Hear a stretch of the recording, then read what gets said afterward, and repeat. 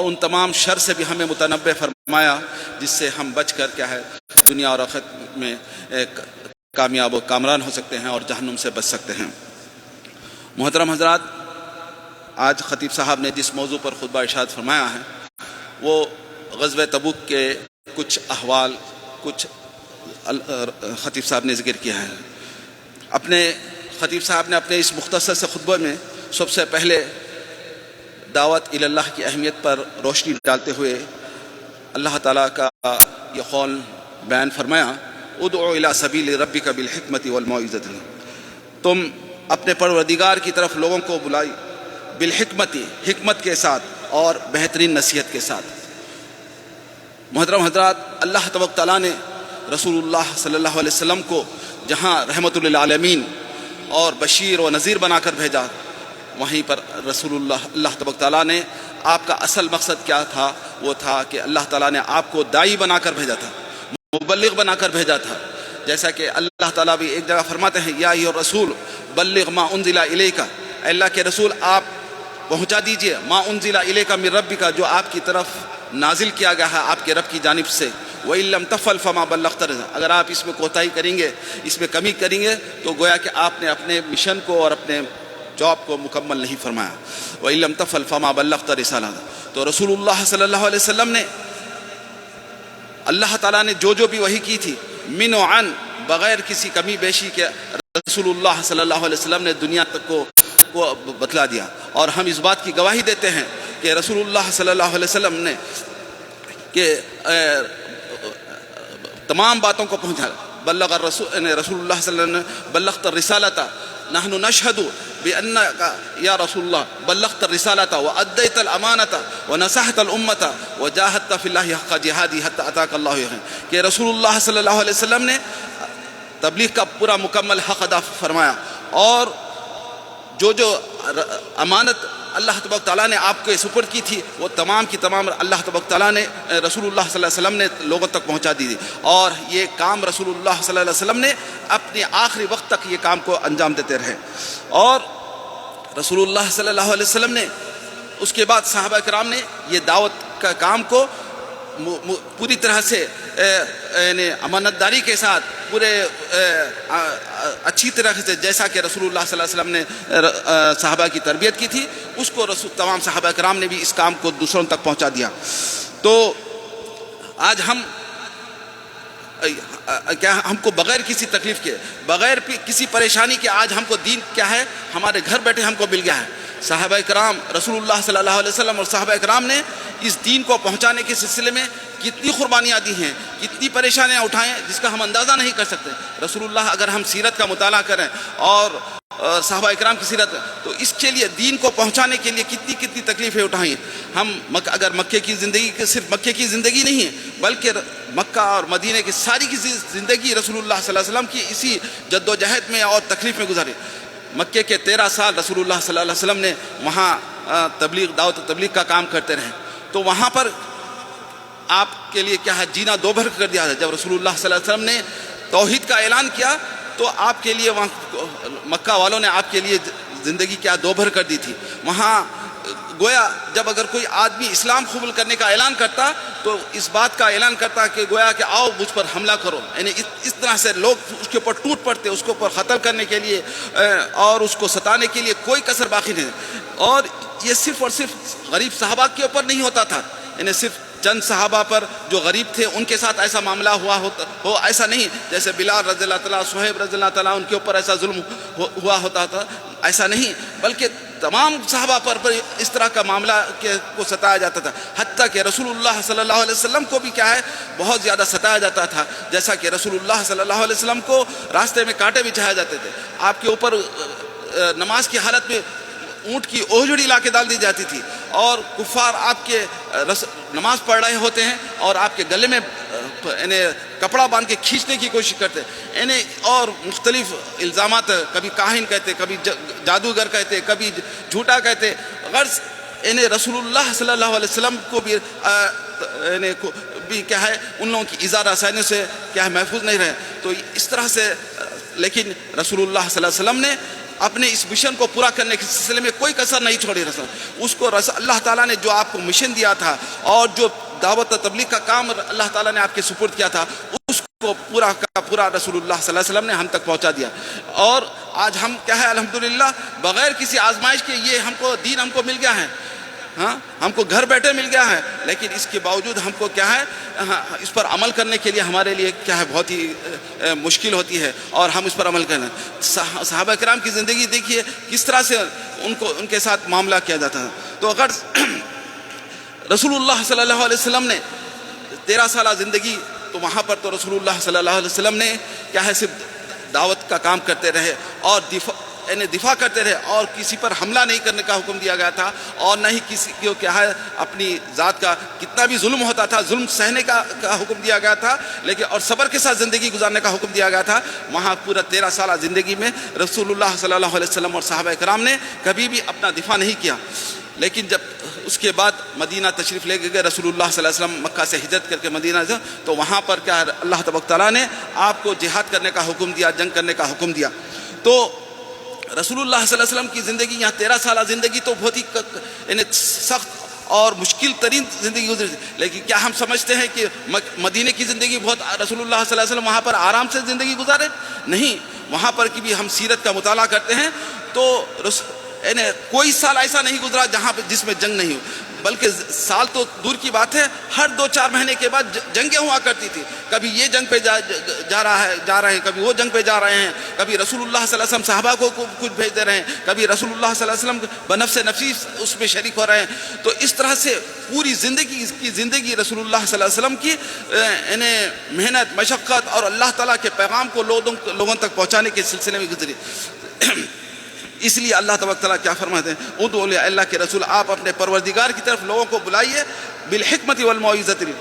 حکمت کے ساتھ اور نصیحت کی بہترین نصیحت کے ساتھ. تو اور اس کے ساتھ ساتھ استقامت کا بھی حکم دیا, ان الذین قالوا ربنا اللہ ثم استقاموا تتنزل علیہم, یقیناً وہ لوگ جنہوں نے کہا کہ ہمارا پروردگار اللہ تعالیٰ ہے, ثم استقاموا پھر اس کے اوپر جم گئے ثابت قدم رہے, تتنزل علیہم الملائکۃ, ایسے لوگوں پر کیا ہے فرشتے نازل ہوتے ہیں, ان کے پر سکینت نازل ہوتی ہے. تتنزل علیہم الملائکۃ, اور ان کو یہ خوشخبری دیتے ہیں اللہ تخافوا ولا تحزنوا, کہ تم ڈرو مت اور غم مت کرو. نحن اولیاؤکم فی الحیاۃ الدنیا, ہم تمہارے کیا ہے دوست ہیں فی الحیاۃ الدنیا و فی الآخرہ, دنیاوی زندگی میں بھی آخرت میں. اللہ تبارک تعالیٰ اپنے نیک بندوں کو اور جو استقامت کا مظاہرہ کرتے ہیں اور فتنہ و فساد کے دور میں کیا ہے اپنے آپ کو کیا دین پر ثابت قدم رہتے ہیں, ایسے لوگوں پر کیا فرشتے نازل ہوتے ہیں اور ان کو کیا ہے تسلی دیتے ہیں کہ ہم تمہارے دوست ہیں دنیا میں بھی آخرت میں بھی. تو اس طرح سے رسول اللہ صلی اللہ علیہ وسلم نے پوری کی پوری زندگی اپنی نبوت کی 23 سالہ زندگی, مکے کے 13 سال اور مدینے کے 10 سال زندگی پوری کی پوری جد و جہد میں اور محنت و مشقت میں اور دعوت اللہ کو پہنچانے میں پوری گزار دی. اور اس کے ساتھ ساتھ اس میں کئی بے شمار جنگوں میں بھی رسول اللہ صلی اللہ علیہ وسلم شریک ہیں. اور ان کئی غزوات میں جیسا کہ ہم دیکھتے ہیں غزوہ بدر ہوا, غزوہ احد ہے, غزوہ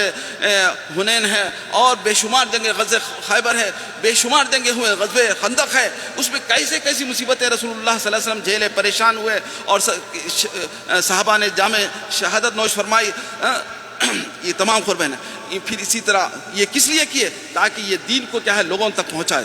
ہم تک پہنچائے, آنے والی نسل, قیامت تک آنے والی ساری نسلوں تک کیا ہے یہ دین کو پہنچانے کے لیے رسول اللہ صلی اللہ علیہ وسلم نے محنت مشقت کی. انہی غزوات میں سے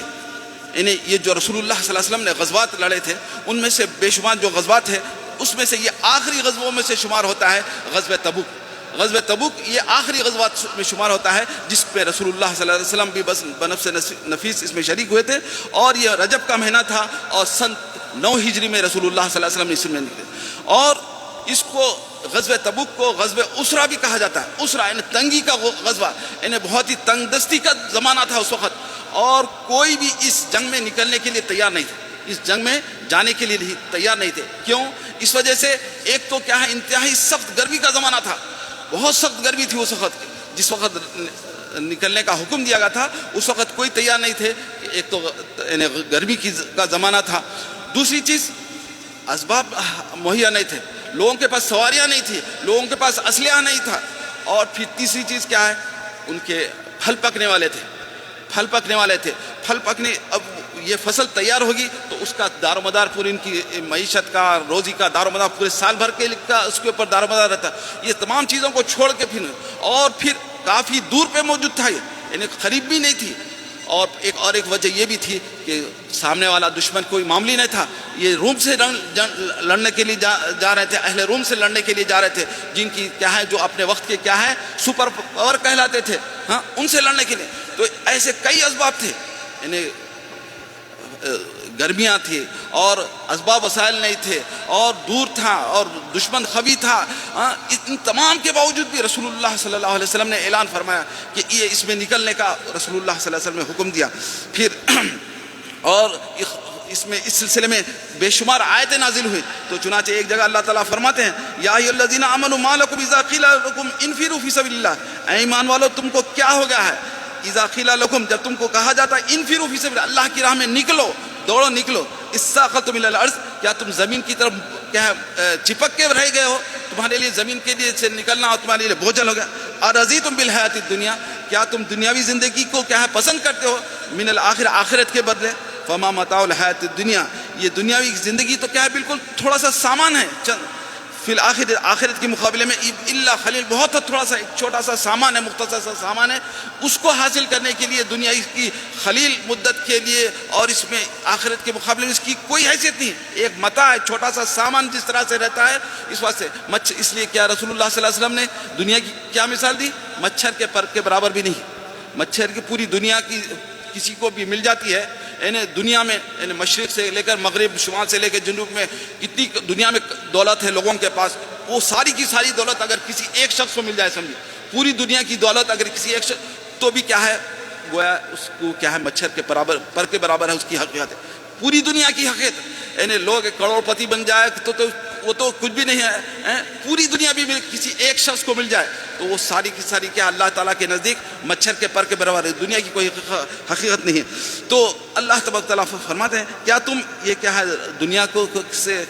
راضی ہو چکے اور دنیا کو پسند کرتے ہو آخرت کے مقابلے میں. تو اس طرح سے رسول اللہ تبارک تعالیٰ نے بے شمار آیتوں کے ذریعے ان کو ابھارا. اور تو چنانچہ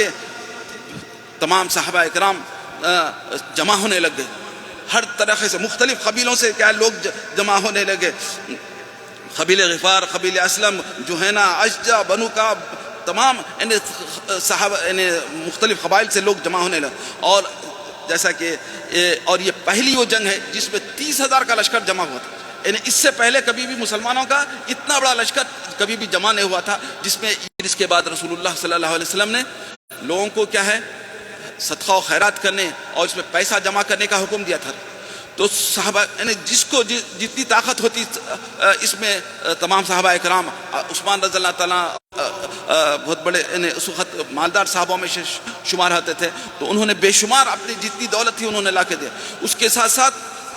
ابو بکر رضی اللہ تعالیٰ نے بھی جب حکم ہوا تو سب سے پہلے ابو بکر رضی اللہ تعالیٰ اپنی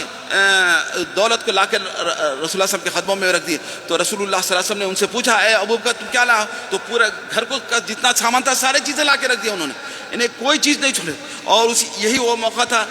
عمر رضی اللہ تعالیٰ سمجھ رہے تھے کہ میں آج ابو بکر رضی اللہ تعالیٰ سے صفقت لے کے چلے جاؤں گا، تو انہوں نے اپنے آدھا گھر کا سامان لے کر آیا تھا. تو عمر رضی اللہ تعالیٰ سے پوچھا گیا تم نے کہا کہ کیا لایا ہے؟ تو اپنے آدھے گھر کا سامان لایا. تو جب ان کو پتا چلا کہ ابو بکر تو پورا گھر کا سامان لا لیے، تو انہوں نے کہا کہ میں کبھی بھی کیا ہے ابو بکر رضی اللہ سے سبقت حاصل نہیں کر سکتا. تو اس طرح سے رسول تمام صحابہ کرام نے بڑھ چڑھ کر حصہ لیا. اور بعض صحابہ ایسے بھی تھے جن کے پاس کچھ بھی نہیں تھا، یعنی دینے کے لیے ایک روپیہ نہیں تھا، ایک اوقیہ تک نہیں تھا، غریب اور کنگال تھے، اور رو رہے تھے کہ ہم کیا خرچ کریں. جیسا کہ اللہ تعالیٰ فرماتے ہیں وَلَا عَلَى الَّذِينَ إِلَّا مَا قُلْتُ لَا أَجِدُ مَا أَحْمِلُكُمْ عَلَيْهِ وَتَوَلَّوْا وَأَعْيُنُهُمْ تَفِيضُ مِنَ الدَّمِ حَزَنًا أَلَّا يَجِدُوا مَا يُنْفِقُونَ. ان کے آنکھوں سے آنسو جاری تھے اس غم سے کہ وہ خرچ کرنے کے لیے کچھ بھی نہیں پا رہے ہیں، اللہ کی راہ میں خرچ کرنے کے لیے پا رہے ہیں. تو چنانچہ اسی غزوہ تبوک کا بھی ایک کا موقع ہے کہ ایک صحابی کو جب معلوم ہوتا ہے کہ اللہ اللہ کی راہ میں خرچ کرنا ہے تو ایک یہودی کے باغ میں جاتے ہیں اور جا کر رات بھر کیا ہے اس کے درختوں کو پانی سیراب کرتے ہیں، پانی دیتے ہیں. اس کے نتیجے میں صبح میں ان کو کیا ہے ایک تھیلی کھجور ملتے ہیں. وہ تھیلی کھجور لا کے رسول اللہ صلی اللہ علیہ وسلم کی خدمت میں پیش کرتے ہیں کہ اللہ کے رسول یہ میری طرف سے قبول ہے. تو رسول اللہ صلی اللہ علیہ وسلم وہ سارے مال کو ان کے کھجوروں کو سارے مال پر کیا ہے پھیر دیتے ہیں. اور تو اللہ تعالیٰ کے نزدیک کیا ہے کوانٹٹی نہیں دیکھی جاتی ہے، کوالٹی دیکھی جاتی ہے. خلوص اور اللہیت کے ساتھ اگر ایک ریال بھی اگر اللہ تعالیٰ کی راہ میں خرچ کیا جائے وہ اللہ تعالیٰ کو بہت زیادہ محبوب اور پسندیدہ ہے، بجائے اس کے کہ لوگوں کو دکھاتے ہوئے فوٹوਆਂ لیتے ہوئے لاکھوں روپے خرچہ کیا جائے. یہ پورا کا پورا ان کی محنت اور پورا کیا ہے ان کی کوششیں سب کی ایسے لوگوں کی جو دکھاوے کے لیے کام کرتے ہیں رائگاں جاتی ہیں، ان کو ایک ذرا برابر بھی اللہ کے ہاں اجر ملنے والا نہیں ہے. تو اس طرح سے تمام صحابہ کرام نے. اور ایک طرف کیا ہے منافقین بھی تھے وہاں پر، تمام صحابہ نکلے تھے، منافقین بھی تھے. منافقین جو یہ دیکھتے تھے کہ یہ لوگ جو خرچ کر رہے ہیں اور یہ ان کے پر مذاق اڑا رہے تھے، مذاق یعنی من المؤمنین فی الصدقات والذین لا یجدون الا جہدہم، وہ کچھ بھی نہیں پا رہے تھے سوائے محنت مشقت کے، کچھ نہیں پا رہے تھے. تو فیسخرون منہم، تو منافقین کیا رسول اللہ صلی اللہ علیہ وسلم نے اپنے اس درماندہ قافلے کو اور جو سات الاسرہ کہا جاتا ہے اور اپنے اتنے غریب صحابہ کو لے کر 30,000 کا لشکر لے کر، اور ان کے پاس سواریوں کا کیا عالم تھا، 18 آدمی کے لیے ایک اونٹ بیٹھ گئی کہ جس کی وجہ سے وہ سارے کے سارے لوگ تتر بتر ہو گئے اور وہ سارے پھیل گئے اور کوئی بھی لڑنے کے لیے حاضر نہیں ہوا. اور لیکن اس بغیر لڑے کے اللہ تبارک تعالیٰ نے اس کے ذریعے بہت سارے فوائد مسلمانوں کو عطا فرمائے. لڑتے اور جنگ ہوتی تو اتنا فائدہ نہیں ہوتا تھا جتنا کہ صرف بغیر لڑنے کی وجہ سے کیا ہے اللہ تبارک تعالیٰ نے ان کو فتح مبین عطا فرمایا، اور جس کی وجہ سے ان کی دہشت کی وجہ سے ہی کئی قبائل انہوں نے کیا کیا جزیہ دینے کے لیے تابع ہو گئے اور جزیہ دینے کے لیے راضی ہو گئے. اس طرح سے اللہ تبارک تعالیٰ نے یہ جنگ اسرہ کو، جنگ تبوک کو اللہ تبارک تعالیٰ نے بغیر کسی لڑے کے، بغیر کسی ایک آدمی کی بھی شہادت ہوئے کہ اللہ تبارک تعالیٰ نے ان کو فتح عطا فرمائی. اور اس میں صحابہ کرام کے اگر ہم تفصیل سے ہم اگر مطالعہ کریں یہ جنگ کا، تو صحابہ کرام نے بھی جو قربانیاں عطا کی ہیں، جو اللہ کی راہ میں خرچ کیے تھا، اس کا ہم کو اندازہ ہوگا. چنانچہ عثمان رضی اللہ تعالیٰ کے بارے میں آتا ہے کہ انہوں نے اتنا لا کے اللہ کی راہ میں خرچ کیا جو تھا. اس کے بعد رسول اللہ صلی اللہ علیہ وسلم نے ان کو فرمایا ما ضر عثمان ما عمل بعد اليوم، کہ عثمان رضی اللہ آج کے بعد اگر کچھ بھی عمل نہ کریں، کچھ بھی عمل نہ کریں، تب بھی ان کے کیا ہے رسول اللہ صلی اللہ علیہ وسلم کی سیرت اور صحابہ کرام کی سیرت کا مطالعہ کریں کہ کس طرح سے انہوں نے کیا ہے دین کو پہنچانے کے سلسلے میں جو قربانیاں عطا کی تھی اس کو سمجھیں، اپنے بچوں کو بھی اس کا پڑھائیں اور اس کا بتلائیں. ہم کو دوسرے تمام چیزوں کے معلومات تو بہت ساری کی سیرت کا کیا ہے لوگوں بچوں کو بٹھا کے سنانا چاہیے کہ صحابہ کرام اس طرح سے تھے اور ان کی قربانیاں ایسی تھی، تو تب ان کو معلوم ہوگا کہ صحابہ سے محبت پیدا ہوگی. ورنہ کیا ہے ہم کیا ہے دین سے دور ہوتے چلے جائیں گے. اللہ تعالیٰ سے دعا ہے کہ اللہ تعالیٰ ہمیں نیک توفیق عطا فرمائے، جب تک زندہ رکھے ایمان پر، اسلام پر زندہ رکھے اور خاتمہ بالخیر فرمائے. آمین یا رب العالمین.